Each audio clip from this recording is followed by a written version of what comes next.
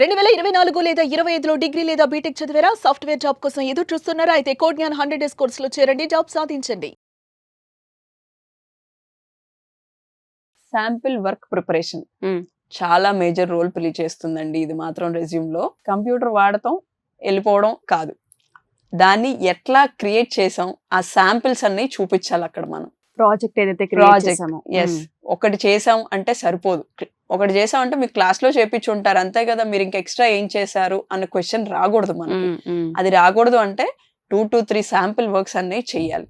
ఆ చేసిన వాటిని మన రెజ్యూమ్ లో యాడ్ చేయాలి.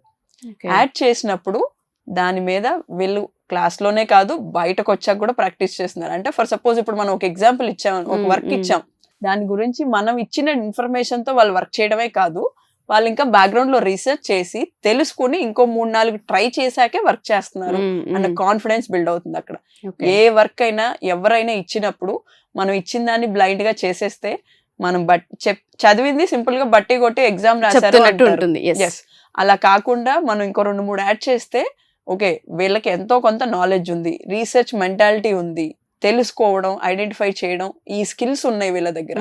ఆ స్కిల్ అనేది చాలా ఇంపార్టెంట్ ఇవాళ రోజుల్లో. ఎంత రీసెర్చ్ చేస్తే దాని గురించి అంత నాలెడ్జ్ పెరుగుతుందండి. ఆ నాలెడ్జ్ అనేది చాలా ఇంపార్టెంట్. ఈ రోజుల్లో కంపెనీస్ వెతికేది కూడా అలాంటి నాలెడ్జ్ ఉన్న పీపుల్ నే వెతుకుతున్నారు. ఎగ్జాక్ట్లీ. సో ఇప్పుడున్న జనంలో స్టూడెంట్స్ దగ్గర లాగ్ అయ్యేది కూడా అదే. క్లాస్ లో చెప్పారు, అది చేసాం కదా, అయిపోయింది కదా, మనకు నాలెడ్జ్ కూడా వచ్చిందిలే, ఇంకా చాలా ఇంకేంది చేయడానికి, ఓన్ క్రియేటివిటీ అనేది లేదు.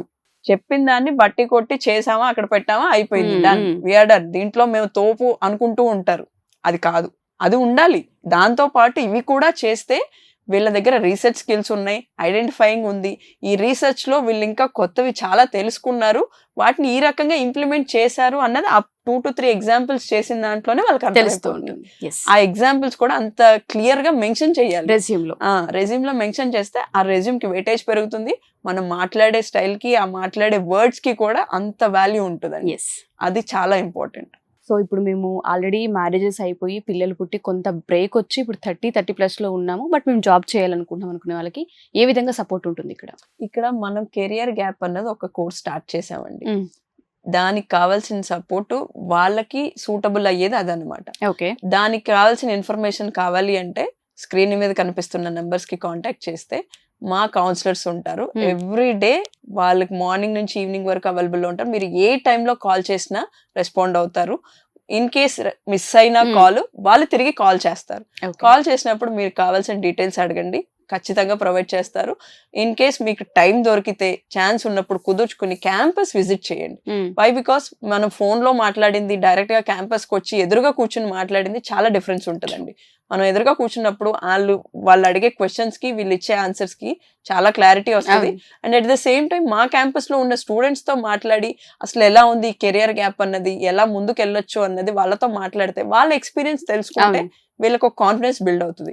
ఓకే ఈ గ్యాప్ ని మనం ఇలా ఫిల్ చేసుకోవచ్చు, వీళ్ళ దగ్గర ఇంత పొటెన్షియల్ ఉంది, వీళ్ళు ఈ రకంగా సపోర్ట్ ఇస్తున్నారు మనకి అన్న కాన్ఫిడెన్స్ వాళ్ళకి బిల్డ్ అవుతుంది. అప్పుడు ఆ కాన్ఫిడెన్స్ వచ్చినప్పుడు వాళ్ళు ఖచ్చితంగా ముందుకు వస్తారు, వాళ్ళ స్కిల్ ని వాళ్ళు బయటకు తీసుకురావడానికి ట్రై చేస్తారు. డెఫినెట్ గా మ్యామ్. సో అప్రోచ్ అవ్వాలంటే ఎలా అప్రోచ్ అవ్వాలి? స్క్రీన్ మీద కనిపిస్తున్న నెంబర్ కి కాల్ చేయొచ్చు.